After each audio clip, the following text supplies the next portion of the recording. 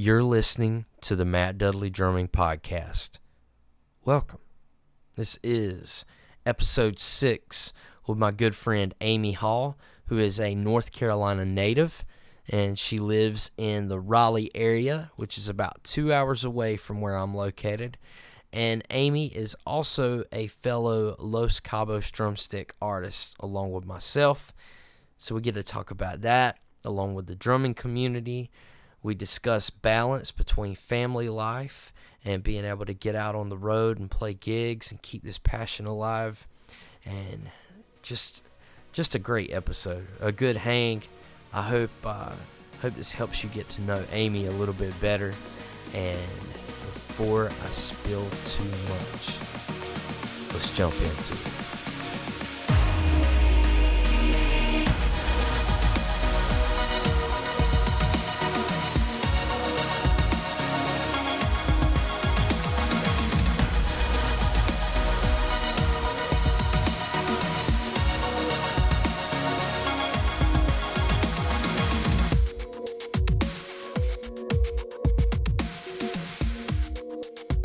Well, basically, I've already hit the record button. And, great. And we're going to wing this thing and just have a good time with it, basically. Sweet. Yeah. So, Amy, everybody who's listening, we're talking with Amy Hall. And you're actually in the same state as me, right? Yes, same time zone.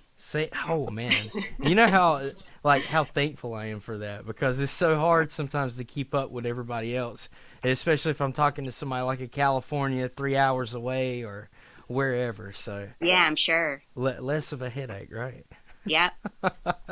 Yeah, and the cool thing, we finally made this happen now. Last week, I had so much stuff going on. We had it scheduled for last Monday, and anyway, had a lot going on, and I had time to do it that night, but I don't think that it would have went over really well, because do you ever have moments where you get like the life sucked out of you? Oh yeah, and your head's got to be in the game for it, right? That's right. Yeah, I didn't want to ruin it, you know? Right. But being busy is good. That's a good thing. That's right. And that's something that I see with you here lately is you're always busy playing somewhere, right? Yeah, it seems like it. I've been pretty fortunate. I'm playing with 3 different bands right now. Oh, man. I've got the Bad Company tribute called Bad Incorporated. Yeah. And that's so much fun. I really like that. And then I'm playing with Johnny Orr Band, and Johnny is a singer-songwriter, country rock guy here in Raleigh, and he's amazing. So I'm very fortunate to play with him and his band. He's got Ricky Keene on dobro, and Ricky is a 2-time Grammy nominee. Oh. So that kind of tells you the level of talent that Johnny surrounds himself with, and so I'm just so glad to be part of that. Yeah. How did you get involved with the Johnny Orr Band? I think I started out knowing his bass player at the time. And they were needing a drummer, and he knew me, and I was like, hey, you want to come and jam with us? So one thing led to another. Yeah. Man. It's all who you know, right? That's right. So no auditions, right? No audition for that? Not really. I mean, we pretty much clicked the first time we got together, so. Yeah, so basically it was kind of like a hangout instead of it being, like a regular audition. It was like, hey, let's just hang out and jam and see how we mesh together. Yeah, and Johnny's cool that way. He's a good hang. Yeah.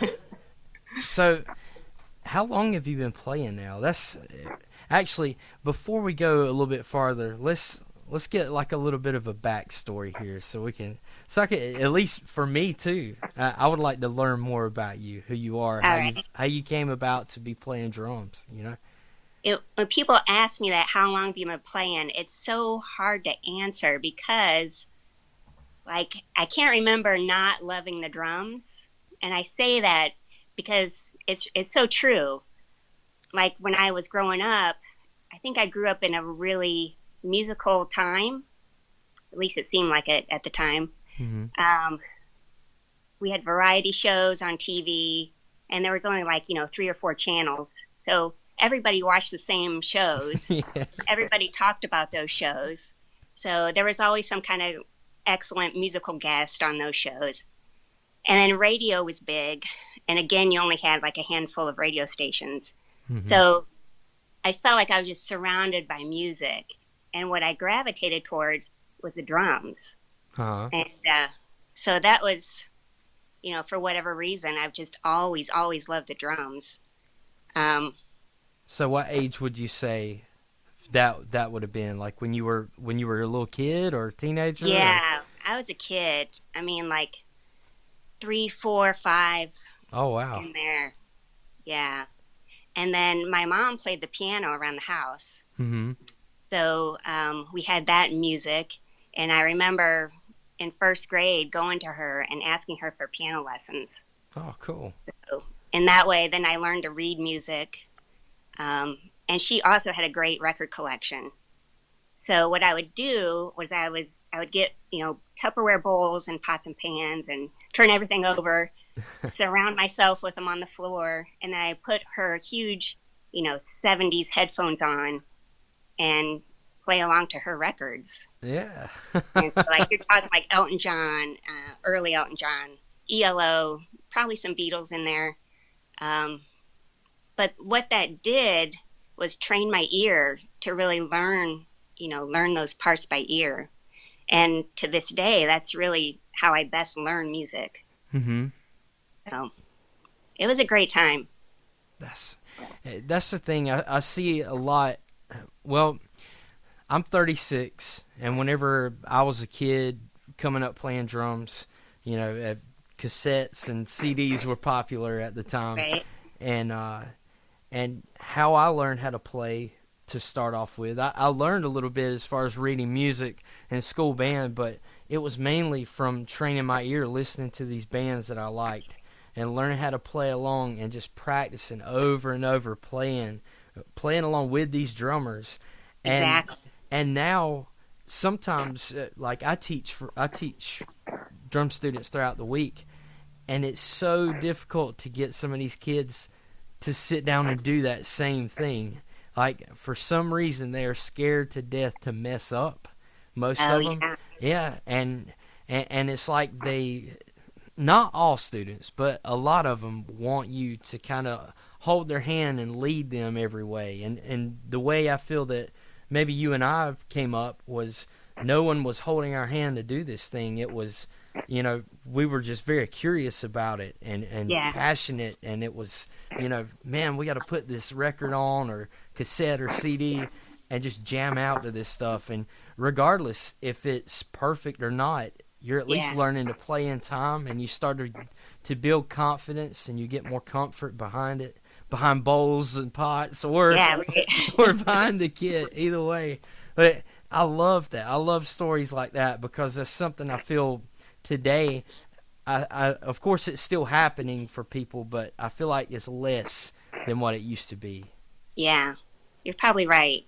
And like you said, it was something we had to do. Yes. Like I did this, like, I don't know if it was every night, but that's what I did as a kid, until I was 12. So I didn't get a drum set till I was 12. So I was, playing on the floor till I was 12. It's kind of ridiculous, but hey, you use what you got, right? That's right.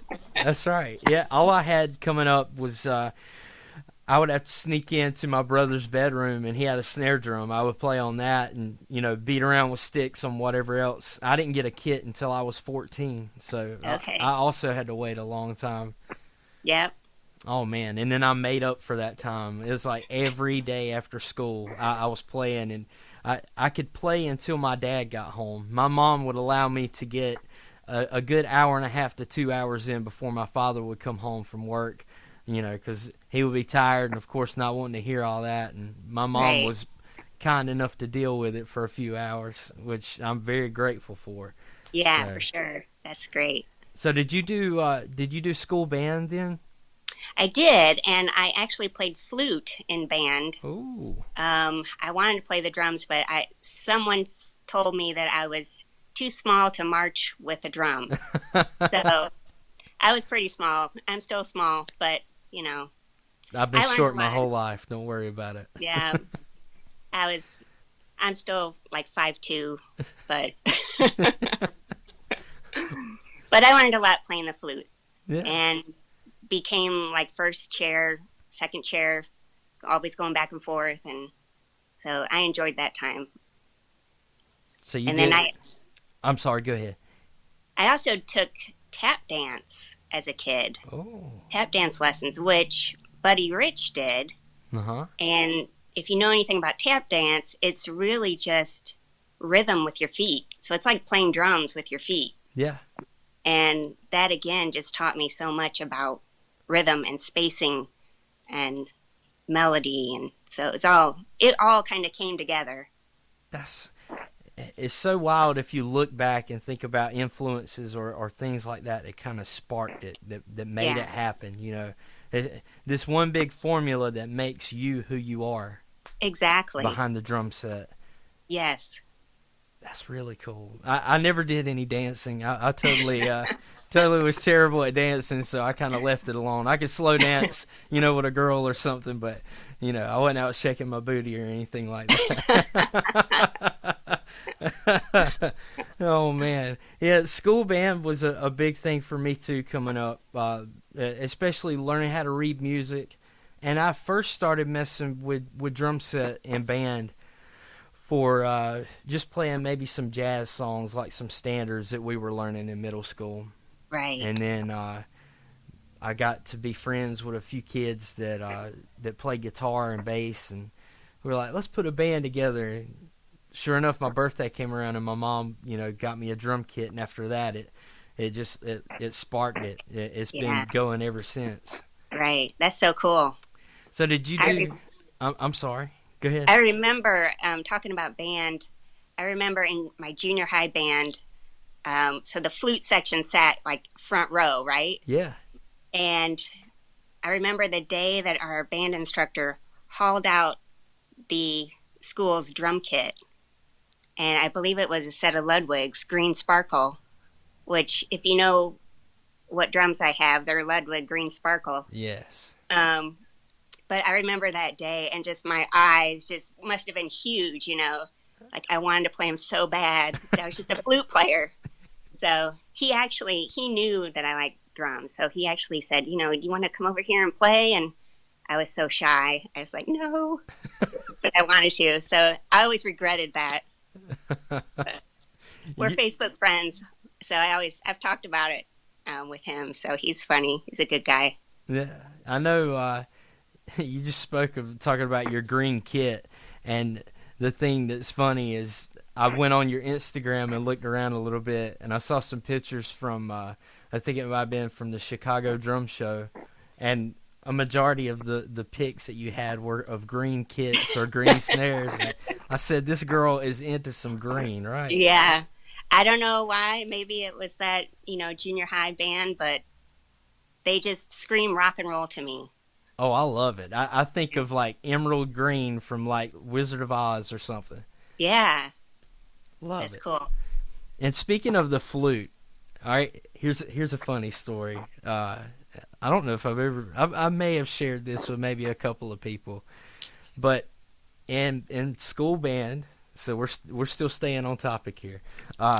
In school band, I could remember in 5th grade, you had McFadden Music back in the day. And you had a rep from McFadden that would come in, and he would play all the instruments to demo it for all the classes. And then you would register for what you wanted to play. Oh, wow. And I knew for sure I was going to do drums because I'd been learning from my brother since I was 8. And that was, my path. That's what I was going to do. But I remember this guy walking up there, and when he pulled the flute out and played it, oh, this is embarrassing. When he played the flute, he played like the Jeopardy theme. And I remember when I heard that, I said, oh my God, I think I might want to try to play the flute, man.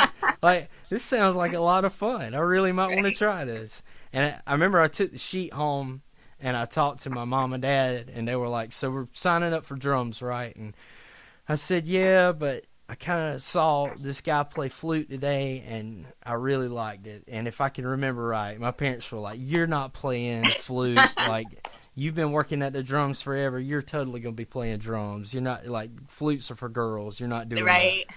Yeah. That's So so now funny. I feel like maybe one day when I have a midlife crisis, I'm gonna go buy a flute and I'm gonna take some lessons.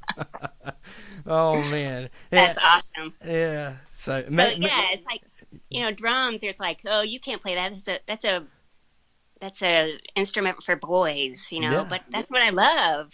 It's kind of the opposite with the flute with you. Yeah, exactly. So one day I'm gonna hit you up and I'm gonna be like, look, I need to purchase some Skype lessons from you on the flute. Right. Right. Oh my goodness. So after school band, did you go do anything like go to music school or college for music or anything?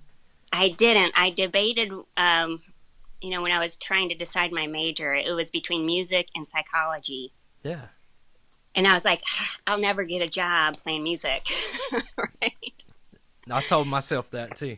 Yeah, so I went with psychology, and I actually got my master's in psychology. So, I made some money doing that, but what I'm still doing is drums, and that's what's lasted me my whole life.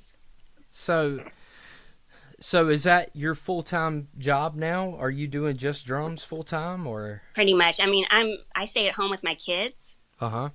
so I'm a stay-at-home mom, and then on the weekends is my time to play. That's really cool. Yeah, Oh man. it works. It works out well. So that's your stress relief, and you're like vacation away from reality on the Yeah, weekends is to get out and jam out and play. yeah. And I played when I was pregnant with. I have two kids. I played when I was pregnant with both of them. So that was kind of trippy. Yeah. Playing drums and something's moving inside of you, and it was really an awesome experience. And then I took 6 weeks off after having each of them, and then I was right back to it. Mm-hmm. So Now, how old are your kids now? they are 9 and almost 12. Oh, so did they like?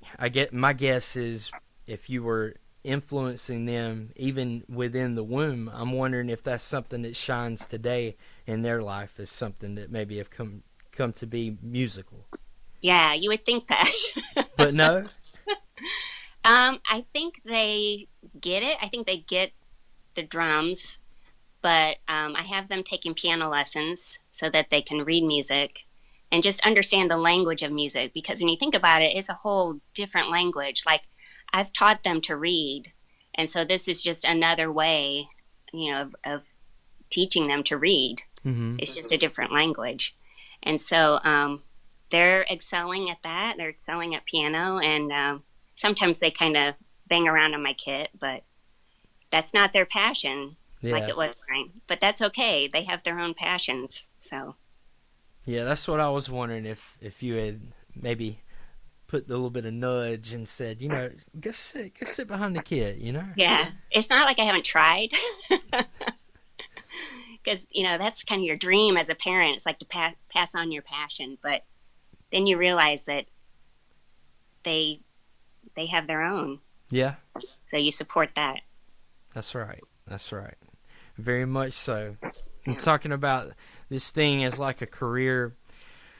I went to school for electrical and finished with my degree in that and barely did anything with it and knew I wanted to play drums Yeah, from the moment, from a kid on up. But when I got it into school and it was time to pick a college and figure out what you were going to do, all I could tell myself was, I don't want to get a performance degree and I don't want to get an education degree and be a band director. I just don't want to do that. I want to play drums and make a living and be happy.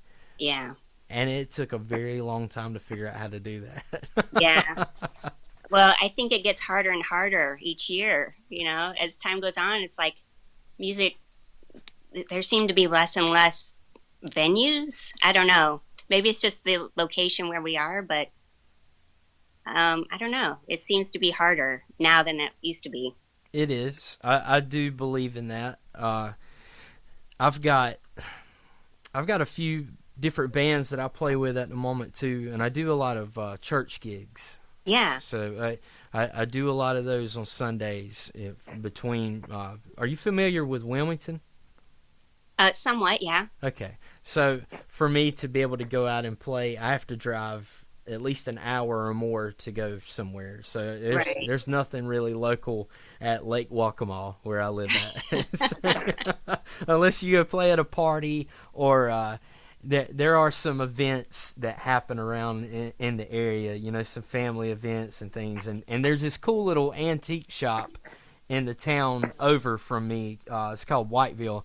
And I have a 50s cover band, and we go play at this antique shop for older people there. Yeah, that's so cool. Oh, man, we love it. It's so much fun. But yeah, as far as being able to find a lot of work, it is becoming more tough each year as it goes by. It's I don't know if it's oversaturation of not so good music or just Spotify or whatever else, you know. I don't really want to talk about too many demons taking the music scene away or anything like that, but it's apparent that something is happening. Hopefully it won't get too bad, you know. Yeah, but like you say, playing in church, now that's something that really didn't used to be available. Yeah. I actually got my start. My first band was in church, was playing in a church band, and this was like 1990, 1991. When churches didn't have drums in the sanctuary. So, like, you know, since then, in the 90s, that kind of started to explode. Christian rock started to get big. But, like, that first weekend where my drums were right there in the sanctuary, you know, people didn't know what to think. And now you look, I was part of the first real worship band that church had. But now every church has a worship band, you know, and it's all this contemporary music. And so that's something that didn't used to be available. Yeah. And was that in Raleigh? That was back where I come from in Illinois. Oh, okay. Yeah. And I'm guessing in the 90s like that's about the time when you started getting some contemporary type music to start coming into the scene, surpassing like gospel music, right? Yeah, exactly. Or just the traditional hymns. Yeah. So our church actually started to have a traditional service and then a more contemporary service. And so our band played at the contemporary service. Yeah. Now, is that something that you still do? Do you still have church gigs or play like that? I'm not right now. I did that for probably, I don't know, 6 or 7 years. Mm-hmm. And it was great. I wouldn't change a thing about that. I played with older guys who had been in the music scene. So at the time I was like 18, 19, and they were in their 30s. Mm-hmm. So they'd already been around the block.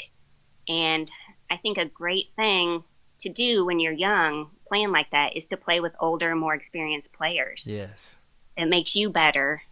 And you just learn so much from those guys.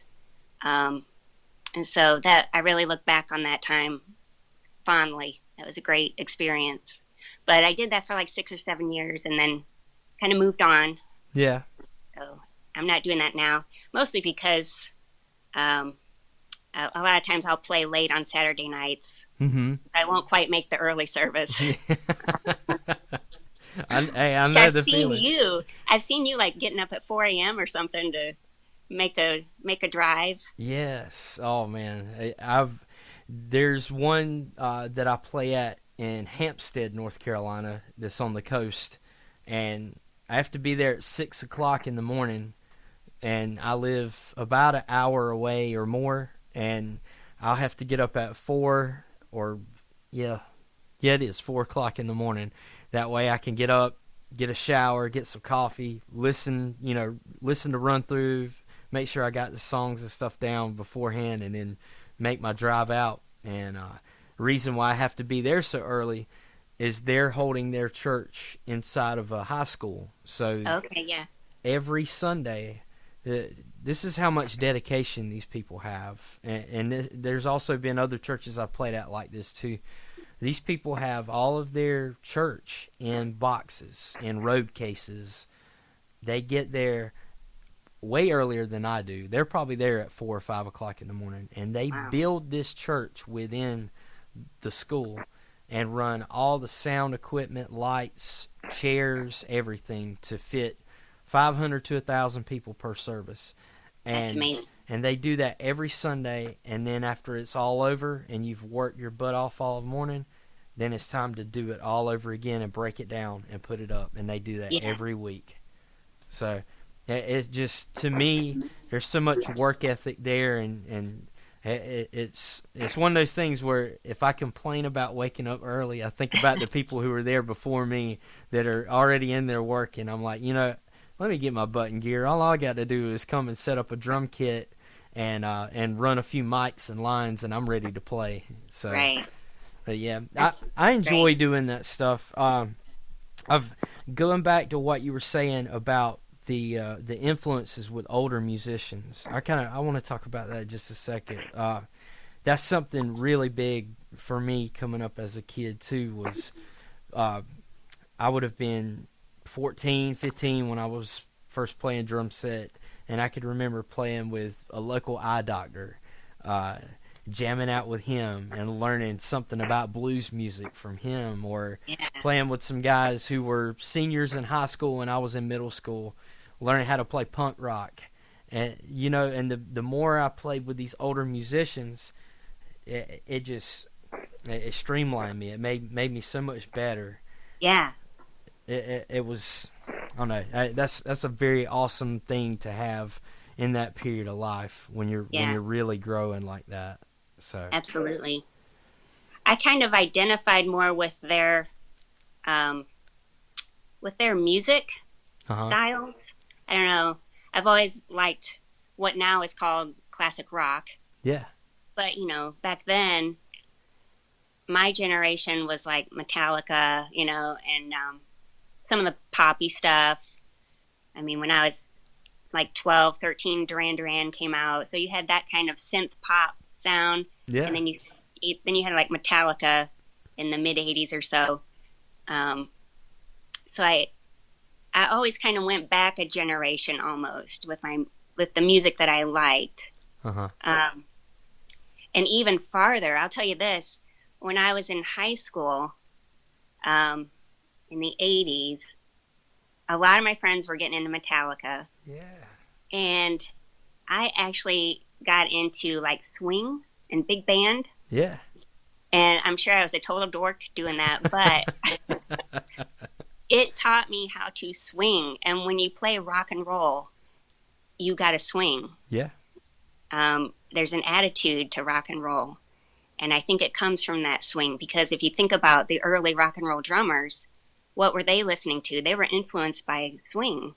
Definitely. So I just loved it. The Benny Goodman Orchestra and Glenn Miller and, all that. And then I got into even like Sinatra and Nat King Cole and that era.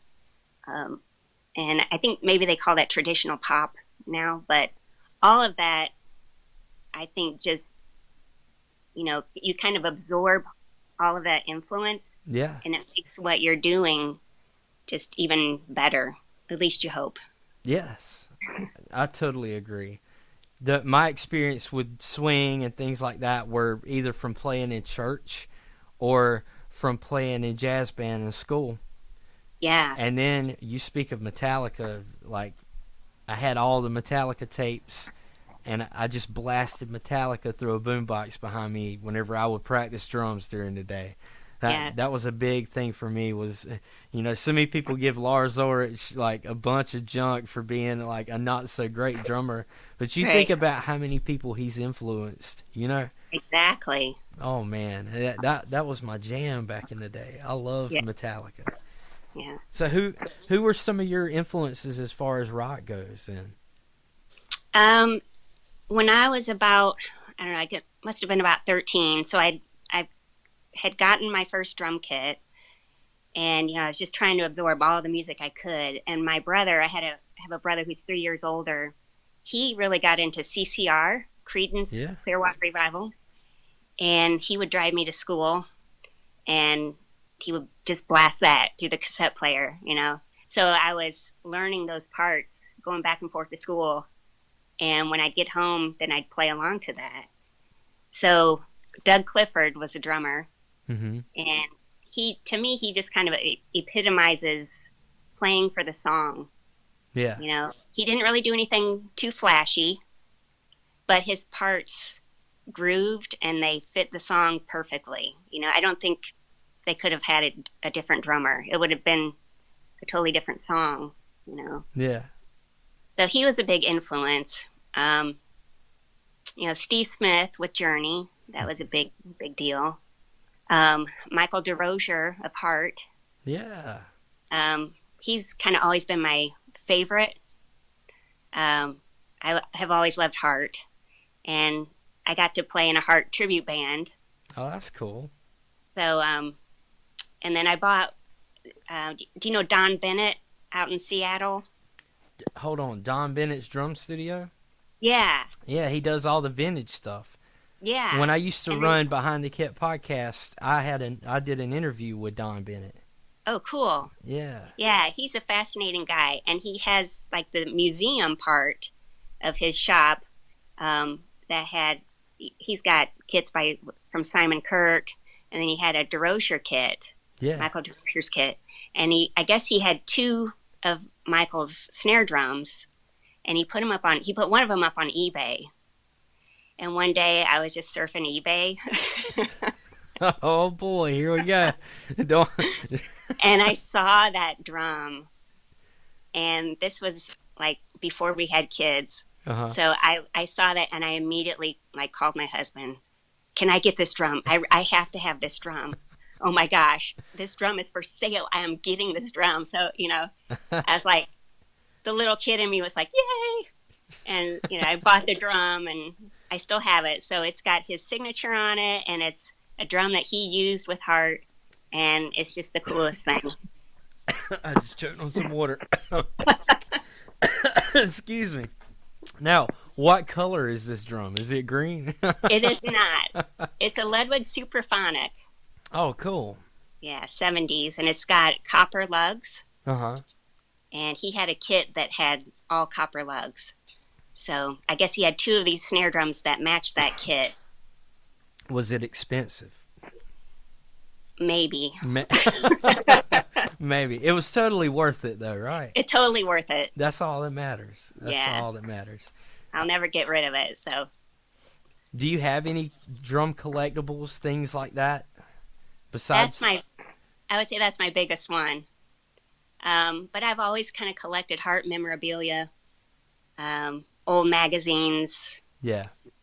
I've got interviews with Michael DeRozier, from old magazines.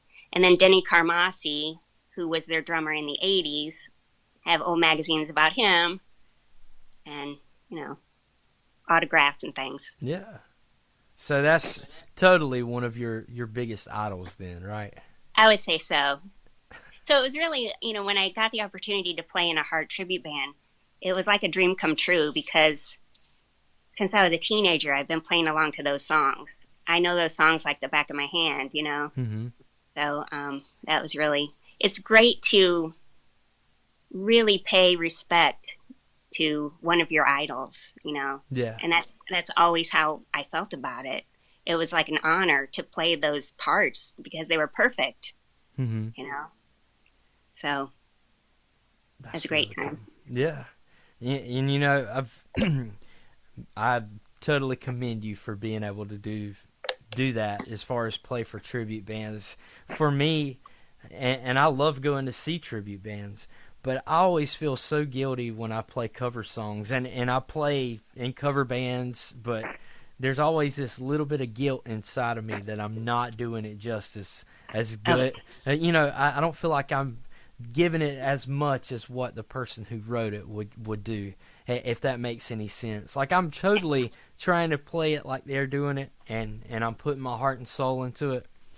But I guess it's one of those things I feel like if there's somebody out in the crowd who's a huge fan and you make one little mistake on it, they're going to be like, oh, man, that dude totally slipped up on this, you know? Yeah, and that's the thing about tribute bands. And I've been in the tribute scene for like, I don't know, almost 10 years. And that's the thing. It's the devil's in the details, right? It's all about the details when you're in a tribute. You have to get everything just right, every little ghost note. Otherwise, it doesn't sound like that song. That's right. You know? So it's not only in the gear that you play. I try to get my gear to match as close as possible to the gear that either DeRocher used or John Bonham or Simon Kirke. Yeah. Just so that it sounds correct, you know. That's and perfect. Then it's the look and the sound. Yeah. Well, let's talk about that gear for just a second. I'm like a little gear nerd, so good. You've been warned. Awesome. Yes. Perfect. So the biggest thing I've noticed are the two awesome Ludwig kits that you've got, which, if I'm correct, I can remember seeing the olive, is it the blue and olive badge on the black kit that you have? Yeah, So, the black kit that I use with the Bad Company tribute, they are from 1978 Ludwigs, so they're 6-ply, and that's Simon Kirke's sound. That's what he used live, and I love that kit. It's the kick drum on that thing is phenomenal. One of the best I've ever heard. and is that a 16 by 22 or? I have a 14 by 22. Now I think he used either a 24 or 26 live. I'm thinking it was a 26 live, but I think on the recordings he used a 22. Yeah. So the 22 fits me better than a 26. I would be lost behind a 26. Yeah. You'd see like that much of my head, you know. Now, aren't the bass drum hoops, they have inlays? They do. I believe they are silver sparkle inlays. See, attention to detail. Exactly. That's perfect. And I saw the cymbal mount on the side of the bass drum. Yeah, I don't use that, but it's there. Just because sometimes when you use one of those, the cymbal can kind of resonate through the bass drum. Yeah. And cause problems if it's mic'd up. So I just use a stand there instead. Yeah, I would probably feel more comfortable doing that too. Yeah. and I then, use the Type 2002s, which is what Simon used. Yes. And I saw that, I don't know if it was today or recently, but you got, 15-inch 2002 hats? I do, yeah. So I've always had the 2002 Sound Edge hats when I was playing with the Heart tribute band, which we also did a lot of Led Zeppelin. I had to have those for that band. And now I had been using them with the Bad Company band because Simon did use those as well. But he also used a pair of 15-inch heavy 2002 hi-hats, so which they don't offer the 15s anymore. So I had them special order me a heavy top. I found a used bottom, so they were kind enough to make me a heavy top for that. That's cool. Yeah, it was really sweet. So I'm digging those. You really had to put in some work to be able to get that hi-hat set up, right? Yeah, but it was fun. It's totally worth it. Isn't that cool? That's almost like being on American Pickers or something. Like you're in the search for this thing. You got to make sure that it's just right. Yeah, but the chase is fun. Yeah. Now, as far as hardware goes, what company are you using for hardware? My hardware's kind of all over the place. My pedal, I'm using the Tama Speed Cobra. Yeah. And then, what's my hi-hat stand? The hi-hat stand I'm using live is the Tama, the new classic flat bass. Okay. It just came out, I don't know, maybe a year ago. Oh, so you're talking about the vintage-looking stands. Yeah. So it's lightweight, but it's a flat bass, flush bass hi-hat stand. And then the cymbal stands, I think what I'm using live are Gibraltars. I think I have some Ludwigs also, but I always kind of go for that vintage look. Mm-hmm. So they're all flat based, flesh. That's what I'm running as well, but I use the DW models. Yeah, yep, those are great. The 6000 series straight stands, and then I've got the 6000 hi-hat stand, which is the flush. And then you were talking about the Speed Cobra. Is that the longboard pedal? It is. It's humongous. How do you like that?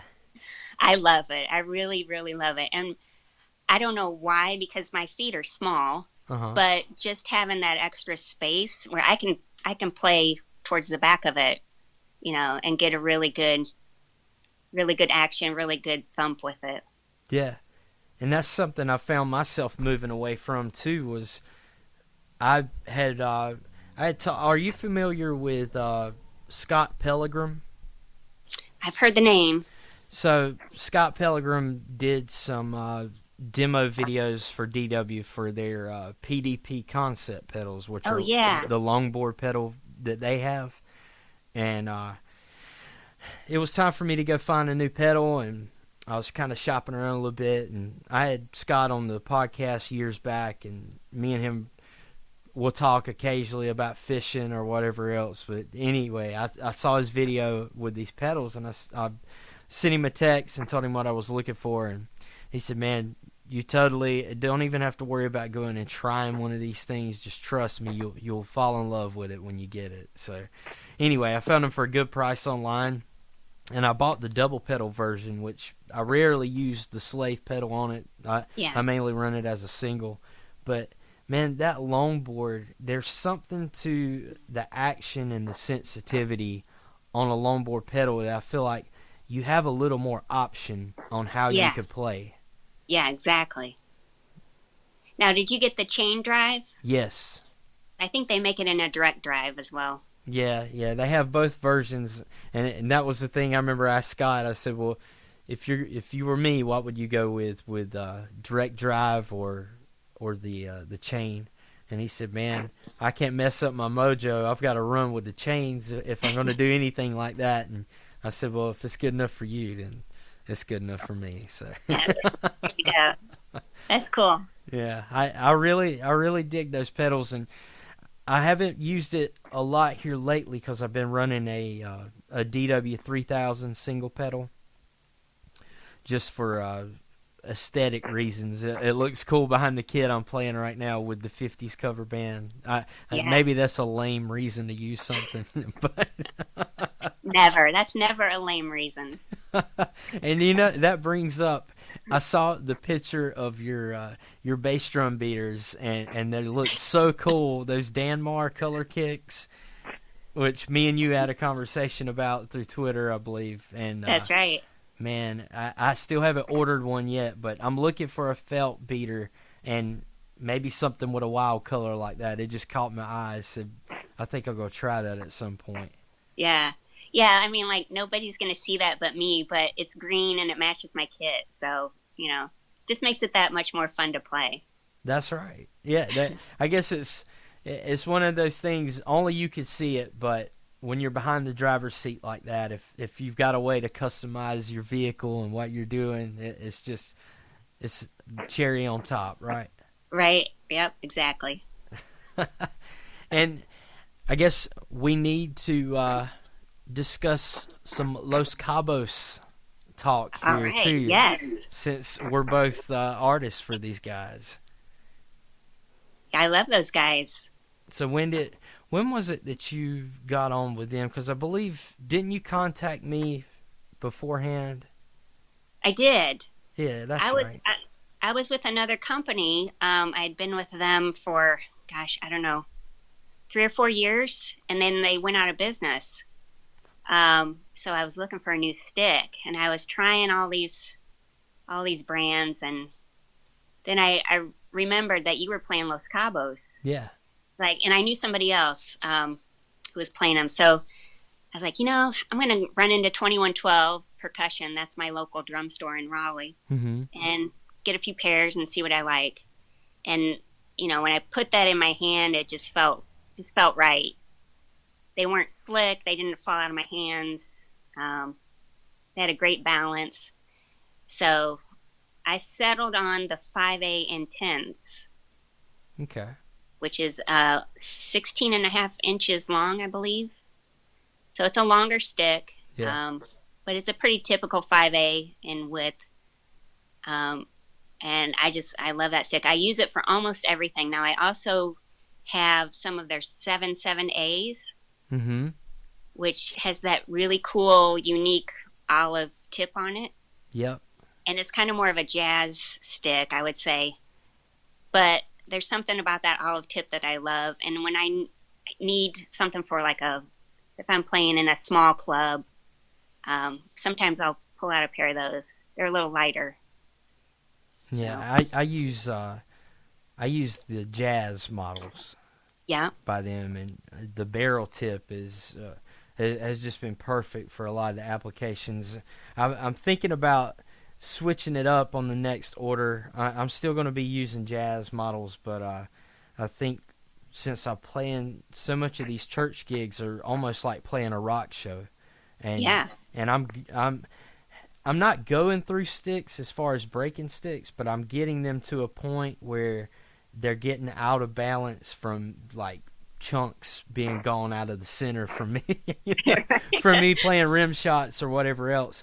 Yeah. I rarely break sticks though.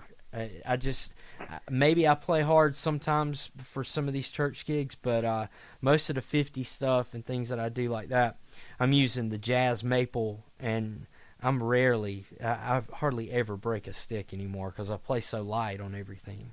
Yeah. But I'm wondering too, have you used the red hickory yet? I have. Yeah, I've got some of the red hickory. I think I have both red hickory in the 7/7A and the 5A Intense. I think they're great. It's a great option to have. Mm-hmm. I've kind of settled on the white hickory, I think. Yeah.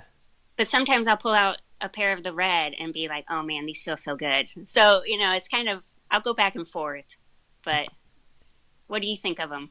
Well, I've only had one pair. I've had the 5B red hickories, and I loved them. And they last forever.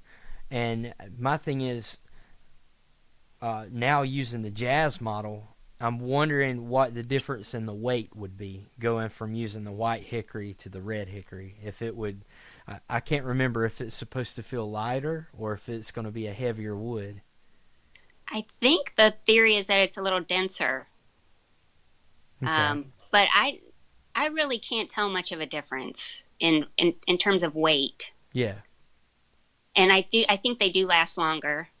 Yeah. But really, my white hickories last long anyway. So I'm like, I don't know. They're both great. Yeah. Yeah. I'm thinking about trying some of those next time. Maybe getting like 5 pair, 10 pairs, something like that, switching it up some and see how those hold out, and get my name and stuff thrown on them again, There you go. Yeah, for sure.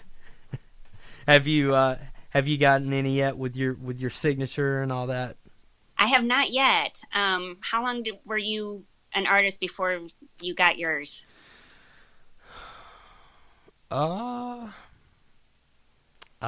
It was just this past order before I was able to do that, like last year. So I'd been with them for about 2 years, 2.5 years maybe. Okay. Yeah, 2.5, 3 years, something like that. So. All right. Hit up. You have to hit up Phil and talk to him. If not, I'll sick Steph on him. That's right. Yeah, yeah. Talk to Steph. She'll hook you up. Yeah, she's amazing, by the way. I would love. Have you met them in person yet? I have not. I almost made it to NAMM last year, but something happened and I couldn't go. So, yeah, I would love to meet them both. Same here. Yeah, I would love to just go hang out at the booth for a while and talk shop, and maybe that's not shying away from what we're talking about here, but just a goal of mine, which I'm sure you would probably love to do as well, is have the money and the time to go and visit a lot of these people that we get to meet like that. Yeah, absolutely. I would love to go hang out with them, and especially go see a tour of the factory and everything. Yeah. And that's really, when you talk about endorsements, that's really what it's all about, is that relationship. Yes. And, it's a personal relationship with that company and those people.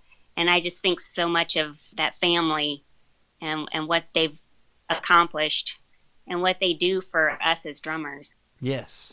Yeah. I'm getting stuttered here on my words, but the cool thing about them, how I feel about it, I was into skateboarding a lot when I was a kid. And, of course, you would pay attention to these skateboard teams and, Pal Parada and Birdhouse or whoever else like that. And to me, this being in this family with Los Cabos and all the artists and everybody, it kind of feels like something like that. They're very personable with their artists. I mean, we have a Facebook group page that we're all a part of, and we get a newsletter that we get to communicate through every month, and there's a big sense of family within it. And I feel, maybe if I would have gotten on somehow, not saying I could have, but if I would have gotten on with a bigger company like Vic Firth or Vader or somebody like that, I don't think that you would even be acknowledged. Yeah. Unless you're on the cover of a magazine or playing for somebody massive, I don't think it would be the same relationship. Yeah, I think you're probably right. And not saying anything bad about those other companies like that. No, not at all. But Phil and everybody over there, they really take care of all of us, and they try to make everybody feel important. So absolutely, yeah. Anytime I've got any type of gig or anything, even if I wanted to throw something up on there that I was going to play at this antique shop in the small town, I could send it to our web guy, Jesse, or Jess, however you say his name, and he would totally put this up next week, and it would be rolling for people to see it. Oh, I know. He's amazing. Definitely. He does so much work. I couldn't even imagine having to keep up with all that stuff. Oh, I know. He does so much, and I've wondered if he ever sleeps. He's just always posting stuff or always getting back to you, and he's great. Definitely. So big shout out to Los Cabos, Phil and Steph, and is it Jesse or Jess? I can't remember how you pronounce his name. I don't know. I say Jesse. Jesse. There we go. Yeah, big shout out to everybody there. Oh man. So we were talking earlier about music kind of dwindling out maybe a little bit. What are some of the good venues in Raleigh right now that you're playing at? Boy. We've got your typical small club, bar, restaurant. We've got several of those. Mm-hmm. And then I'd say like a step up or so would be, like the Lincoln Theater. And I've played there. They have tribute bands. And then there's the Ritz. Yeah. Which is a Live Nation venue. And I played there with the tribute band. So there's really kind of something for everybody. But there's a lot of bands out there who want to get in those places. So I think that's kind of the problem. But, mm-hmm. I think we do pretty well for the size of city that we are. And then you've got Durham not too far, and Chapel Hill, which is a cool college town. So there's, mm-hmm. I've played in both of those cities. So it's a different scene, But so there's really something for everybody. So and everywhere you're talking about is called the Triangle area, right? That's right. So you got what, Raleigh, Durham, Chapel Hill? That's right, yeah. So when you say that the scene is different in Chapel Hill, how so? I think it's more college oriented. Okay. So more I guess not as much original acts, more so cover bands and things like that. I've played there with original bands, and that's probably what I've played there the most Oh, is okay. is with original bands. So, um, and then they have cool radio stations. Your college stations, um, and I was on radio. I was on the local NPR station with my original band, which is Arrow Beach, Mm-hmm. and we played some of our songs off of our CD during a local program. Yeah. So that was really cool. Something different, Mm-hmm. Um, and then Raleigh is a little bit, I guess, more diverse. There's Yeah. there's NC State here, but there's also, it's not, this city isn't really built around NC State, kind of like Chapel Hill is. At least that's the kind of the feeling I get. But Yeah. Yeah, I was actually I was in Durham just a few weeks back. You familiar with Sound Pure? oh yeah, Yeah, I went over there to have you ever met with Barry? oh yeah, I know Barry. Yeah. It's a small world, right? Yeah. Drummers know everybody. We know each other. Yeah. Well, Barry actually, I would go with the guy that I play music with. His name is Don Peacock. He's a podiatrist in a town over here close to where I live, and we always would go up to Durham to go check out Sound Pure, and get things that we need for the band room for practice or for our gigs and stuff. And I went July 4th, 2017. I took a kit to Barry to trade in, and I got a black Yamaha Stage Custom bop kit from him. Oh, nice. Yeah, and Barry was such a cool guy. Even before we even talked about trading in the kit and stuff, I mean, we sat back and talked shop, and it felt good to go to a music store and to talk shop with somebody and build a relationship, and then to go back years later and still sit down and talk and hang out.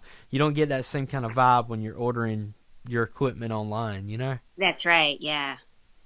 Yeah. We're fortunate that we have shops. We still have shops like that in this area. Now, you said that there's one in Raleigh. Did you say 2112? Yeah, 2112 Percussion. I've never been there.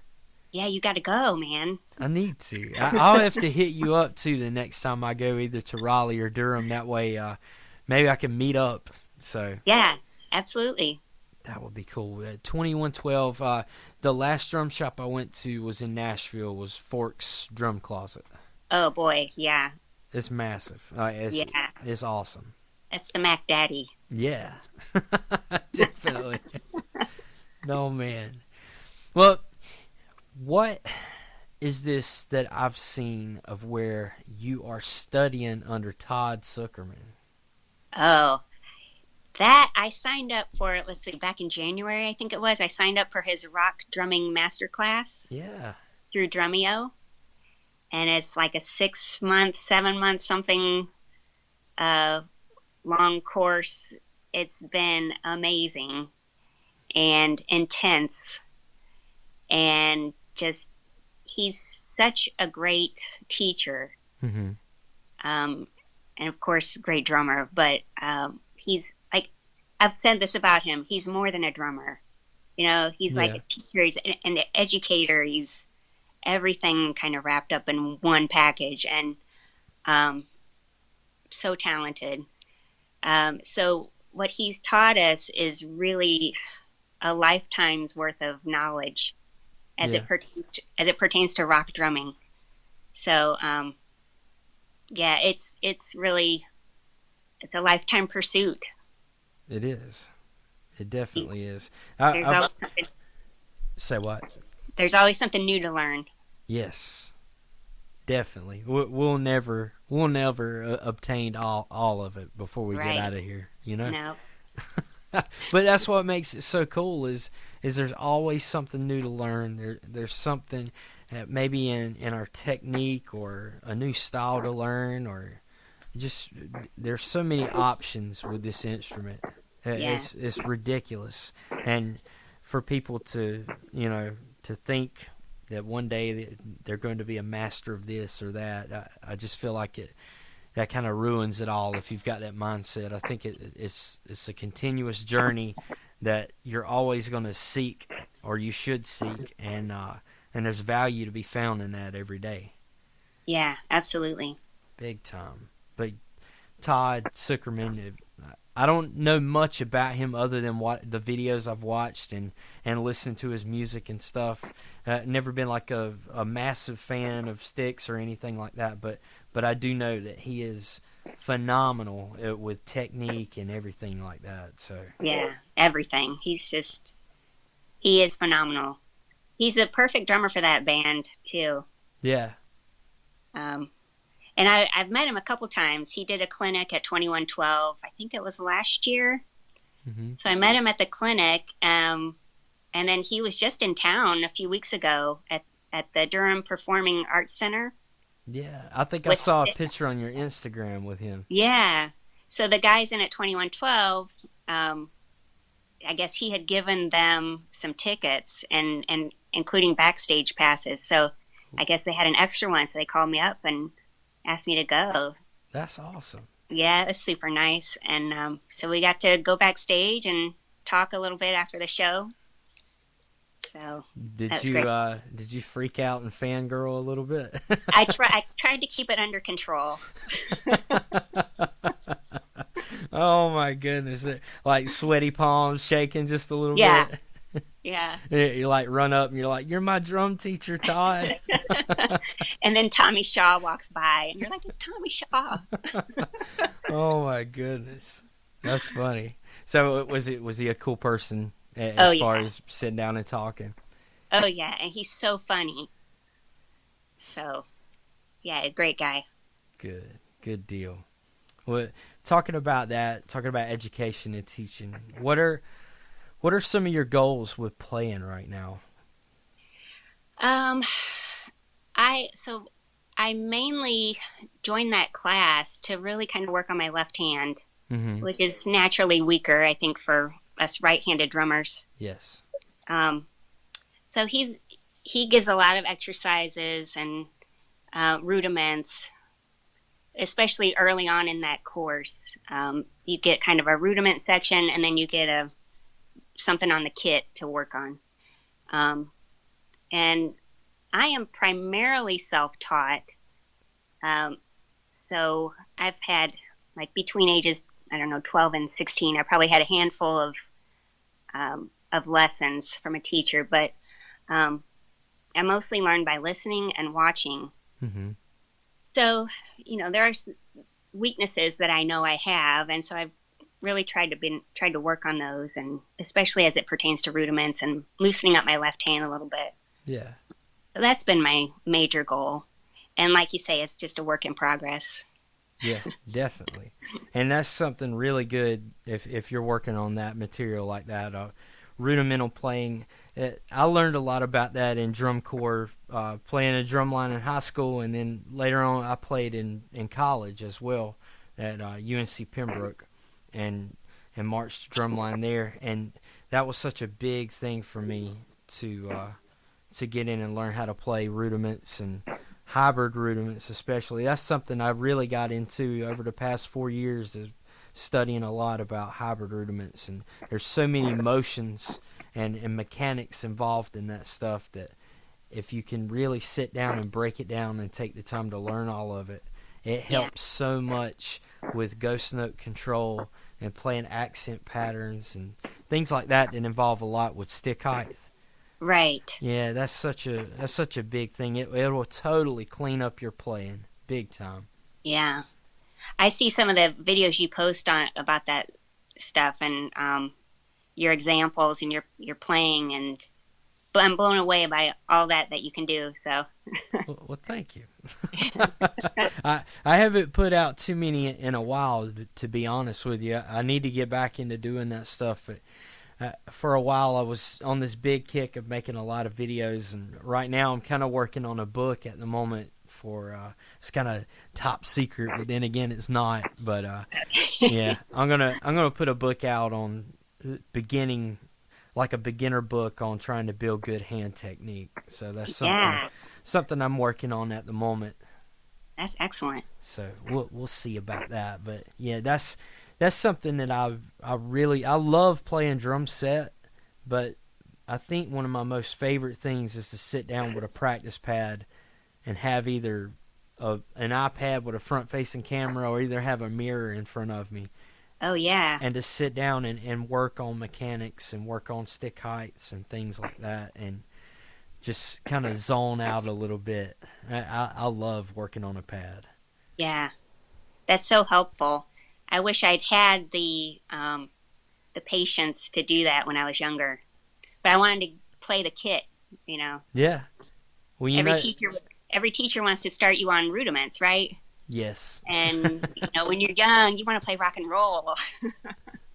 That's right. So, you want to get in and bash away at things and get out and party and have a good time. And there's That's like, right. nah, we need you to get good at this single stroke roll right now. Yeah. And you notice something is, I was along those same lines. I didn't really go in depth with rudimental playing and hand mechanics until I was probably 26. I graduated college for the first time in 2005, right out of high school. And then I graduated high school in 2002, graduated college in 2005. And then later on, I went back to school, and I marched drum corps in 2009. And that's when I really got in depth with rudimental playing and working on hand mechanics and that stuff. Oh, yeah. So, again, it was years down the road from bashing away and playing to... I think I watched a video of mine around the time I started playing in drum corps. I started learning some things, and I had watched some videos from a couple years back playing with a band I was in and looking at my hands and just thinking like, oh, man, I totally was maybe close to injuring myself or totally playing things that was wearing my hands and wrists out, where now I could totally play, effortlessly and, a little bit more to kind of save those hands. Yeah, that's so important. It is, definitely. I know a lot of guys who have wrist problems. So, if you just learn those basic techniques first, That's right. You can prevent a lot of injury. That's right. So, besides goals with your playing, what are some personal goals that you have right now in your life? Could be personal goals, or it could be goals with your career or in music. I've been into kind of rockabilly music lately. So again, going back and being influenced by older music. But I've been listening to like Wanda Jackson and Stray Cats, a little more contemporary. But so I'd kind of like to play in a rockabilly band. Yeah, some of the stuff that I do in the '50s cover band, we do a lot of rockabilly. Sure, I just think that would be so fun. Oh, it's so wonderful. that might be a goal. But just continuing to improve. Like we said, it's always a process. Always striving to get better. Yes. And you're never really there. So that's right. When I see people like Steve Smith in a video and he's learning something new, it's like, really? Steve Smith is learning something new? Like, he's such a master. So I think that's motivating to those of us who feel like we need to improve. It is, big time. So would you say, like, besides learning a different style of music and getting into that, also being able to improve upon technique to make these longer gigs a lot easier on your body, right? Yeah, and I've never really had a problem with that. Playing in cover bands where we play 3 or even 4 hours, I've never really had a stamina issue or my wrists don't hurt. Mm-hmm. But I just want to learn more. and loosen up that left hand. I don't know. There's just always something. Yep. By the way, our video on my end, I'm not seeing you anymore. I haven't for probably the past 15, 20 minutes. I don't know if you're still seeing me. Mine went out too, so. So yeah, we're just winging this thing, talking right now, which is perfect. So that's all right. That's it. Yeah, as far as I guess how I think about my approach with things right now is I'm wanting to make everything easier on myself, and I don't really have any issues, with stamina for playing or having any issues with pains or anything like that anymore. But I guess I'm just trying to figure out what's the easiest possible way to play certain things. If it's a majority of stuff I play are shuffles, and sometimes they're fast shuffles. Oh yeah. So just getting those fast twitch muscles to be able to work appropriately, and being able to work a lot with rebound. And yeah. You were talking about like loosening up that left hand, and I think one thing that helped me that I learned a lot was imagining the tip of that stick like a basketball whenever you play on a pad or play on a drum, and trying to let that rebound do a lot of the work. And then it's getting that left hand more familiar every day with how that stick moves in relation to a pad or a drum, and being able to really focus in. I'm getting super technical right now, by the way. And also just trying to focus in on how your fulcrum, your pivot point, if you're using your index and thumb, or if you're using your middle finger and thumb, just really focusing in on how those feel in relation to the rebound of the stick. And I guess you got to figure out how much pressure to apply, how much to release. There's a lot that goes into it that you have to be in tune with your body at the same time, being able to measure this stuff as you go, Right. Yeah. You're like, wow, what a nerd. No. And at the same time, just, focus on the song. If it's a song you're playing, it's like your brain is doing two different things. Yeah. Focus on the song, but focus on your technique and all that, your grip, and, there's a lot that goes on. There is. I'm giving you time to talk, and now that I can't see you, so I'm having to wait after you speak, and then I'm like, should I come in now? Wait. Okay, now it is. Yeah, we're doing good though. Oh man. So what do you do in your downtime right now, Amy? My downtime? What is that? Oh, you don't have any. Oh, I forgot. No, I think playing drums to me is my downtime. It's something I have to do. If I don't do it, then I'm not me, Mm-hmm. I think a lot of us feel that way. But that's what I do. So that's your downtime, that's your release. Yeah. Because during the week it's probably 100 miles an hour every day, being able to take care of the kids and things around the house and just life in general, right? Yeah. And not that I don't love that. I love that as well. Yeah. But, when I sit down at the drums, that's just me. That's my time. That's the quiet place. Yeah. In quotations, quiet That's place. Right. Like, our house is so loud between the two kids, a dog, and my drums. Yeah. But do you have any other hobbies, any other interests, anything like that? Oh boy. Drums, that's pretty much my main release. That's pretty much it. That's it.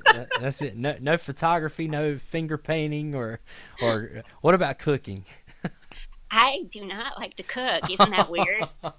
Like, if I could have a maid for anything, it would be for cooking. For cooking. But I know you like to cook. Oh, yeah. I enjoy it. I do. Which I do it mainly, I'm single fella living by myself. I like to cook, meal prep and do things like that. I try to eat healthy as much as I can, but Yeah. I guess that's why I enjoy doing the cooking aspect. What Yeah. sort of principles would you say that you live by? We're getting deeper. Yeah. As it pertains to drumming, I would say always take what opportunity presents itself, because you don't know where that will lead or who you'll meet. So if an opportunity comes up and you're like, I don't know, should I do that or not? Take it. And it might require that you get out of your comfort zone, and that can be hard, but you don't know what will happen if you don't take it. That's right. Another thing I would say is to keep in touch with your dreams. Focus in on that little kid, like we talked about, that little kid that's in you that dreamed of playing drums one day, maybe on a big stage. Like, keep that dream alive. Because it's so easy to get distracted by life, and let that kind of go by the wayside. But if you kind of keep that dream alive, you'll do what you're meant to do. Does that make sense? Oh, it makes perfect sense. Yeah, I think that keeps us young in a way too. Yeah. As far as not letting that flame kind of go out that you've had since you were a kid of wanting to do this thing full time, or even if you don't do it full time and it's just been a goal to play that kit and play for a band, maybe be a weekend warrior or something like that. Yeah. I feel that there's so many of us that maybe we get tied up in our job, if it's not playing drums, and something else, and maybe if we've got a lot of debt on ourselves and we're just having to work so much to pay everything back.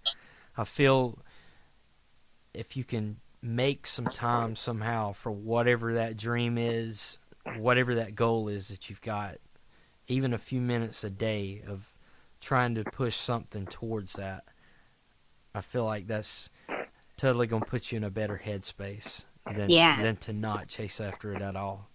That's right. And there's so many people who hate their jobs, Yeah. And here we are. We get to do what we love. Yeah. So don't take it for granted. Appreciate it, and don't let the real world take you away from it. That's right. I've come across some things like that, from time to time, where I think I mentioned it on the last podcast of not doing it on purpose, but sometimes I do take it for granted, where maybe I'm tired or just not feeling it one day, and I'm like, man, I really don't feel like going to teach, however many students I've got that day. Like, I really want to just, go ride my bike or go chill out next to the lake or something. And then I think about it. I'm like, I could be complaining about working in a warehouse somewhere and sweating my life away, when I could just be going over there to go teach some kids how to play music and see a smile on their face and totally be happy right now. So, yeah. I don't do that on purpose, but just saying, sometimes I guess it happens, and you have to put your foot back down again and say, hey, snap out of it. You're living this life right now that you've always wanted to live. It might not be exactly how you wanted it to be, but you should be very gracious for what you've got at the moment. And that's right. And I very much am. I'm totally very, very happy with my life at the moment, and I love being able to play drums and teach kids and do all the stuff that I'm doing. And I feel like if I didn't do that, I wouldn't look as young as I do. I'm totally joking. Totally joking. But just saying, I really do think that it makes us feel younger if we're able to chase those goals, those dreams like that, just like you said. That's right. What's that meme that's out there?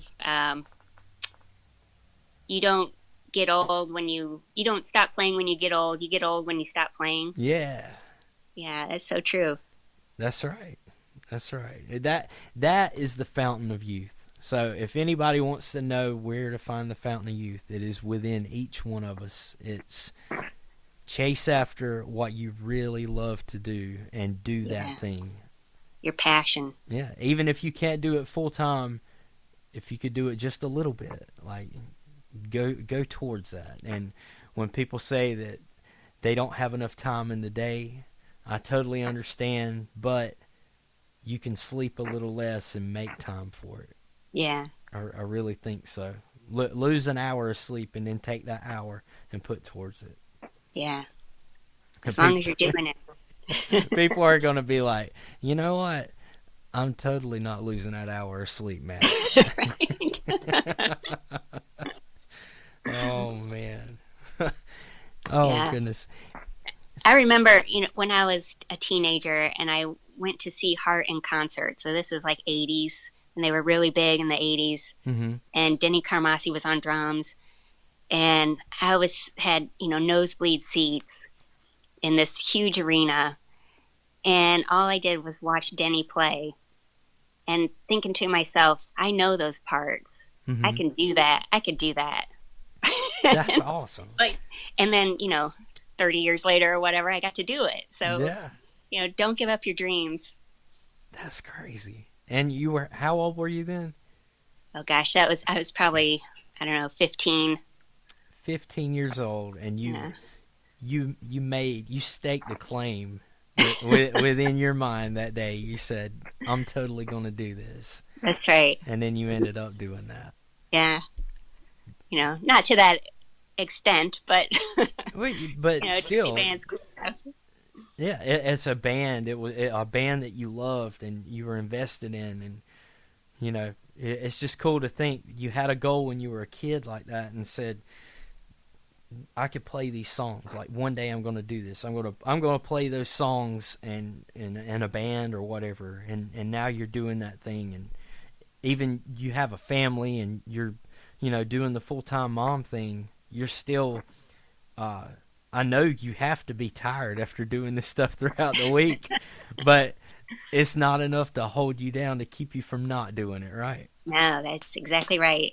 Yeah, see, you found what little bit of fumes you have left to get out there and really tackle this thing, right? Yeah, well, drums, that's the fuel. That's the fuel I need. That's my coffee. That's perfect. That's perfect. Oh, man. Good stuff. I'm really enjoying this conversation. Another thing I want to talk with you about is our drumming community. I always try to bring this up in each episode if I can. Yes. How would you say that the community has influenced you? And I know mostly what we're talking about is being online and conversating back and forth between people that maybe we have met or we haven't met yet in person, but we've known for quite some time online through social media. But how would you say that the community has influenced you? I think drummers in particular are so supportive of each other. I think more so than other musicians. And I've had people who aren't even musicians that notice this. They say, man, you guys all love each other, all you drummers. And, it's so true. We just really do. And I guess it's just this instrument, our passion, common passion for this instrument just transcends everything, that it just brings us together. And we really do love each other. Yeah. I can go into my local shop and hang out and talk to those guys, and it's the best time. Or I can meet people online like yourself, and then I'm part of like the drumforum.org, website, and all we do is talk about drums. Yeah. But I've been able to meet several of those people at the Chicago Drum Show. So I get to meet them in person and chit chat, and the Chicago Drum Show is just awesome. It's like Christmas in May. I was going to ask you about that. Yeah. It's just a warehouse full of drums. I mean, what could be better? Nothing. So everybody's just so happy, and what'd you buy? What'd you get? And it's just a great community. Yeah. So, yeah, I don't know where I'd be without the drumming community. It just makes everything better.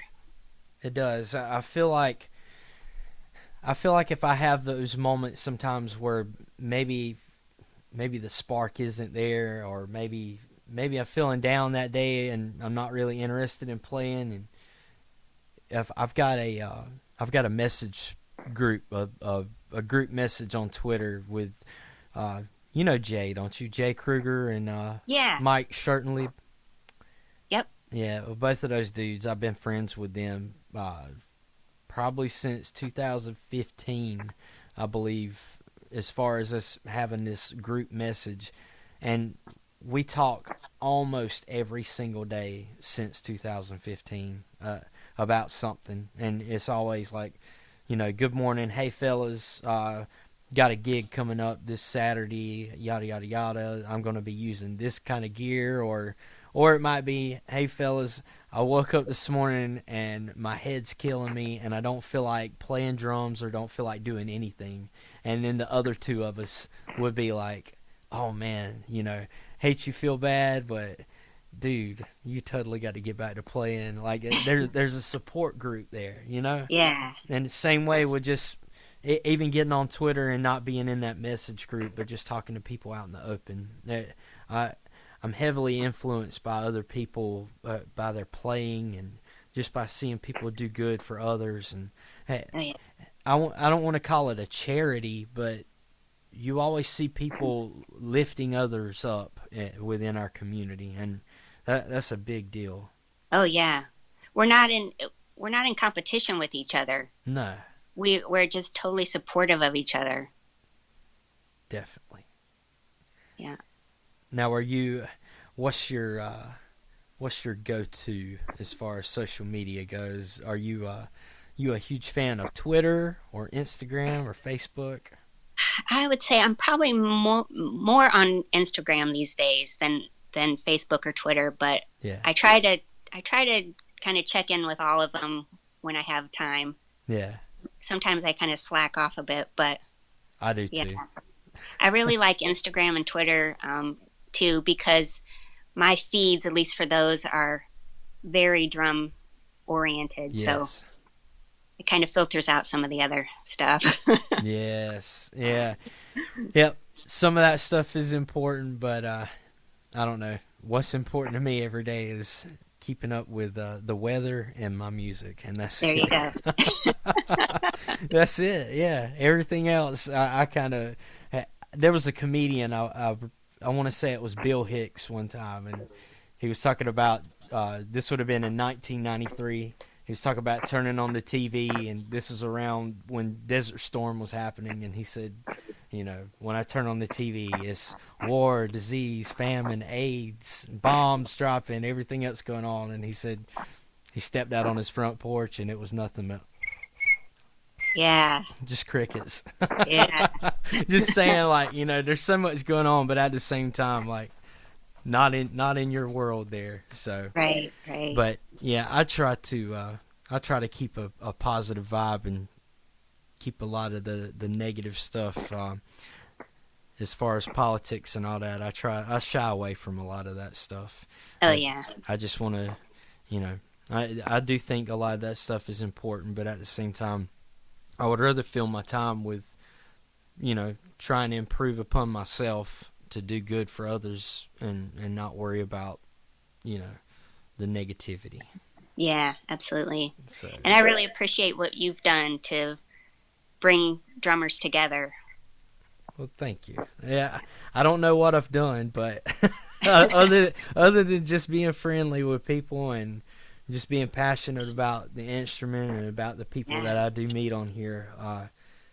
Again, the goal with this is, I don't know if it's selfish or not, but I just want to meet everybody and have a conversation with everybody that I get to meet through social media right now that's drum related, and have them on this podcast and talk and try to just see what makes each person tick, and you know, get different perspectives and things like that. And I'm not really worried about big name people. If I run across somebody like that and I'm able to have them on, of course I will, but I kind of want to just do this thing as like, hey, I'm having my friends on, you know? Yeah. And this is a good thing for the community, because it's a way for, like, you're a part of a group on Twitter with all of us where there's like 20-some people or so that we talk back and forth about drums. So I think it's cool for each of us to meet a new person instead of just seeing a post that somebody has written or just somebody playing drums. Now you're getting a little glimpse inside of their life about what they're about and what they're doing. And I don't know. Yeah. I just think it's a cool thing that we're sharing this conversation with other people, you know? Absolutely. You're putting a personality with a name on a page. Yes. And so far they've all been great personalities. Yeah. Oh, man. Well, we're drummers, so, you know. That's right. It doesn't get any better. Oh, man. Well, Amy, I do appreciate you being on here. I've got one last question for you. Okay.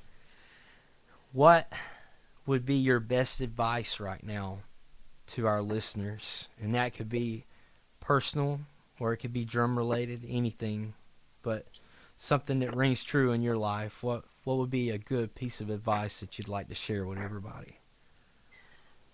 I would say,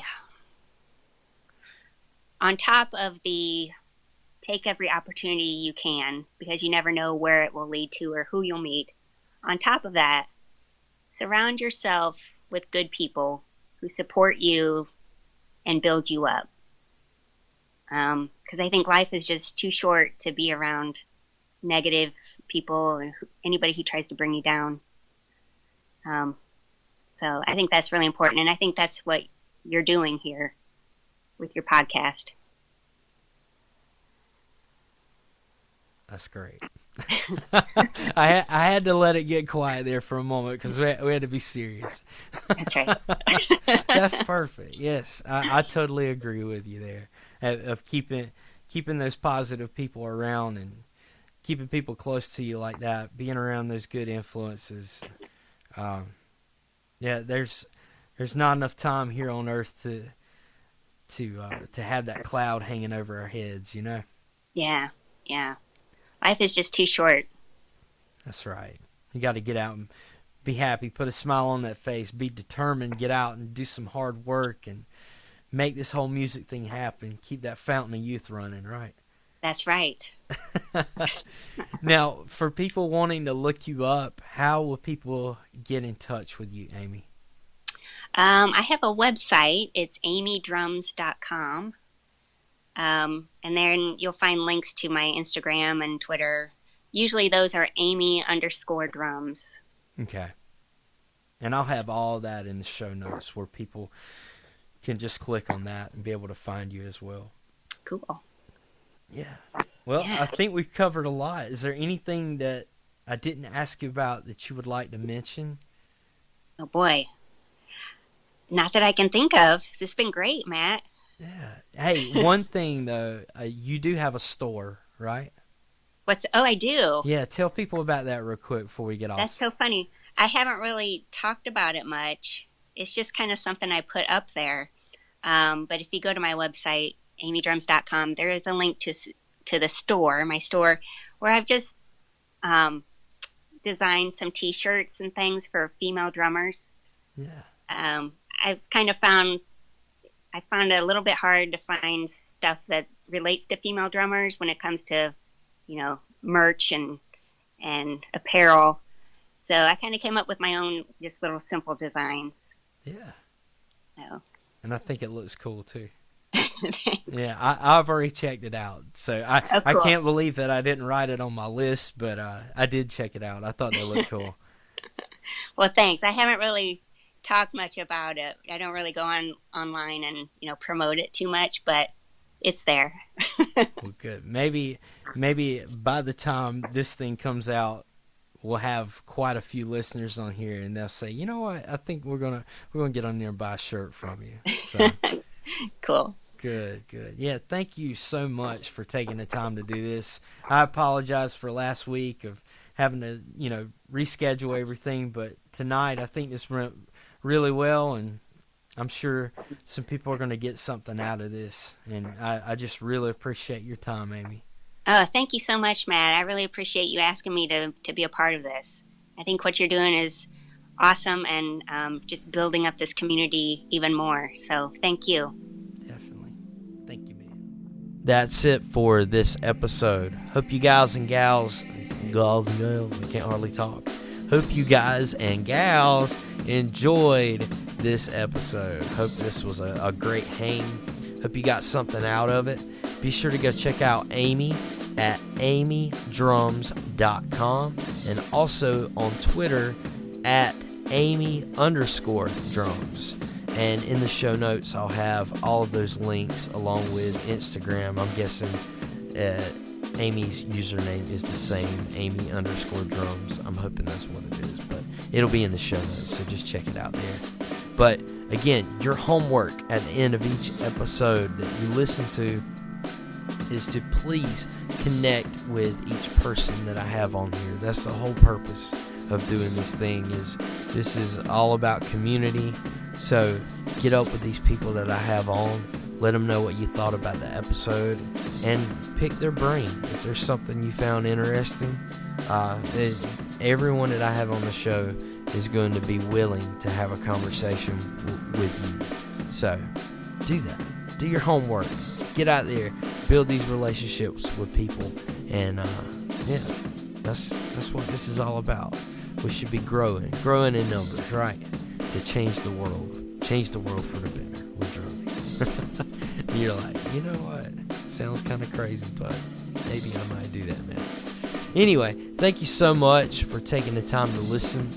If you would, go to iTunes and give a 5-star rating and review.